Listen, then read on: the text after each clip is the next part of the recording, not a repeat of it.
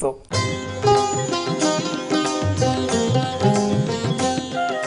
శ్రీ విఘ్నేశాయ నమః. శ్రీరామాయ నమః. శ్రీ హనుమతే నమః. భక్తి ప్రేక్షకులకు స్వాగతం, ముక్కోటి శుభాకాంక్షలు.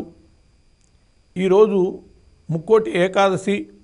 ముక్కోటి దేవతలు కూడా శ్రీమన్నారాయణుని దర్శనం చేస్తారని, ఉత్తర ద్వార దర్శనం చేస్తారని, దేవాలయాల్లో ఉండేటటువంటి ఉత్తర ద్వారము అంటే అది వైకుంఠ ద్వారమే అని చెప్పి, అలా వైకుంఠ ద్వార దర్శనము, వైకుంఠంలో ఉన్నటువంటి శ్రీమన్నారాయణుని ముక్కోటి దేవతలు దర్శించేటటువంటి ఆ ఫలితాన్ని ఇక్కడ కూడా పొందటానికి దోహదం చేస్తుంది అని చెప్పి పెద్దలు చెబుతారు, పురాణాలు చెబుతున్నాయి.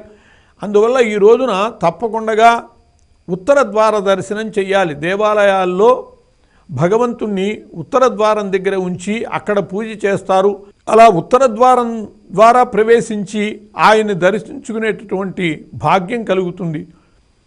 సహజంగా ఈ ముక్కోటి ఏకాదశి అనేటటువంటిది నిర్ణీతమైనటువంటి రోజున రాదు. ఏకాదశి నాడే వస్తుంది, కానీ ఒక్కొక్కప్పుడు మార్గశిర మాసంలో వస్తుంది, ఒక్కొక్కప్పుడు పుష్యమాసంలో వస్తుంది.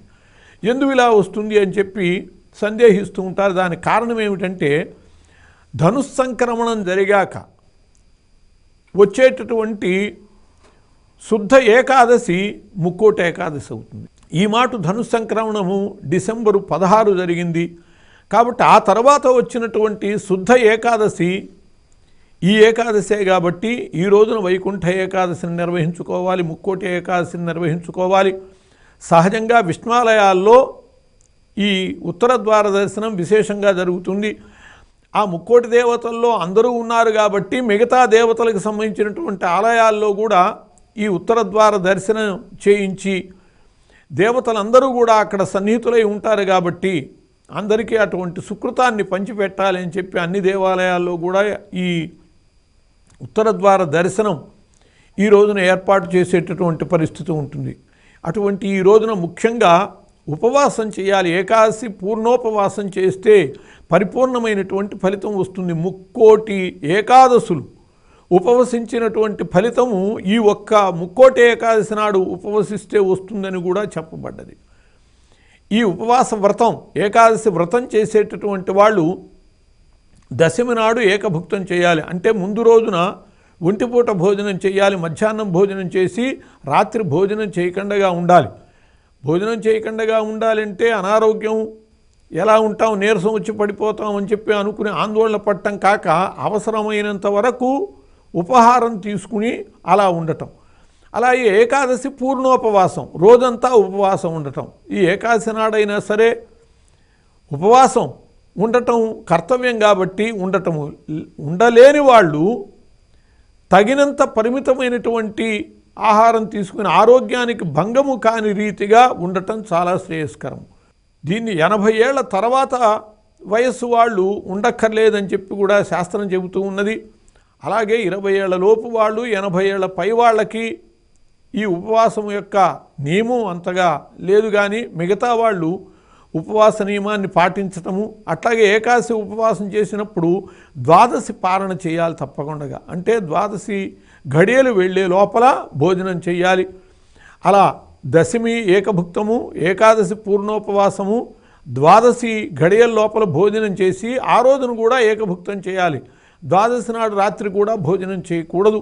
ఇలా కనుక ఉండేటట్లయితే ఈ ఏకాదశి ఉపవాస వ్రతాన్ని పాటించినటువంటి వాళ్ళం అవుతాం.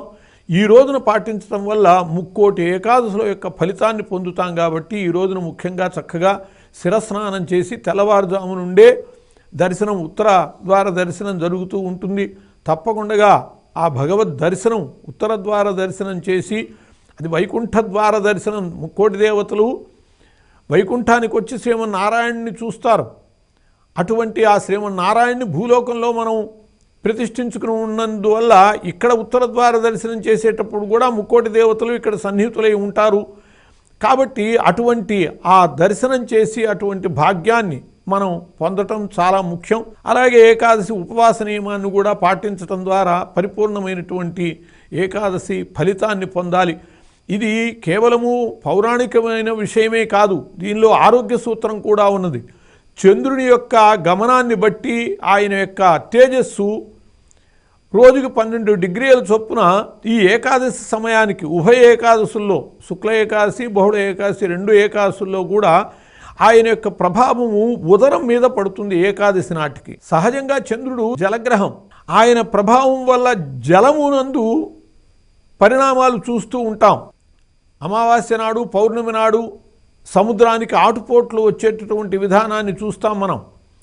కాబట్టి ఆ జలము మీద ఆయన ప్రభావం ఉంటుంది. కాబట్టి ఏకాదశి నాడు ఉదర భాగంలో ఆయన ప్రభావం ఉండటం వల్ల ఉదరంలో కనుక పదార్థాలు ఉండేట్లయితే దాని విషపూరితమయ్యేటటువంటి ప్రమాదం ఉన్నది, అది మంచిది కాదు. కాబట్టి ఆ చంద్ర ప్రభావం వ్యతిరేకంగా పడకండగా ఉండటం కోసమని ఆ రోజున మనం పొట్ట కనుక ఖాళీగా ఉంచుకునేటట్లయితే అది చాలా ఆరోగ్య సూత్రం కూడా, కేవలము మూఢాచారం కాదు. అటువంటి ఆరోగ్య సూత్రాన్ని కూడా పాటిస్తూ ఏకాదశి ఉపవసించటం ద్వారా జీర్ణశక్తి పొందగలుగుతాం, మనం జఠర దీప్తి పొందగలుగుతాం. ఆరోగ్యానికి ప్రధానమైనటువంటి లక్షణం ఏమిటంటే జఠర దీప్తి, తిన్నది అరుగుపోతూ ఉండటం. అలా అరక్కపోతే రోగం అనే అర్థం. అలా ప్రతి ఏకాదశి ఉపవసిస్తే ఇటు ఆధ్యాత్మిక ప్రయోజనం ఉంటుంది, అటు ఆరోగ్య ప్రయోజనము ఉంటుంది. అలా 2 రకాల ఇహము పరము 2 ఉండేటటువంటి ఏకాదశి వ్రతాన్ని పాటించి, ఉపవాస వ్రతాన్ని పాటించి మంచి ఆరోగ్యంతో జీవించాలి అని చెప్పి మహర్షుల యొక్క ఆశయం. అందుకోసమనే వాళ్ళు చాలా శ్రేష్టమైనటువంటి ఏకాదశిని ఆధ్యాత్మికంగాను అలాగే ఇటు ఆది భౌతికంగా కూడా వినియోగించుకోమని చెప్పి మార్గం చెప్పారు. దాన్ని మనం పాటించి ఐహిక పారమార్థిక ప్రయోజనాల్ని పొందుతాం. స్వస్తి.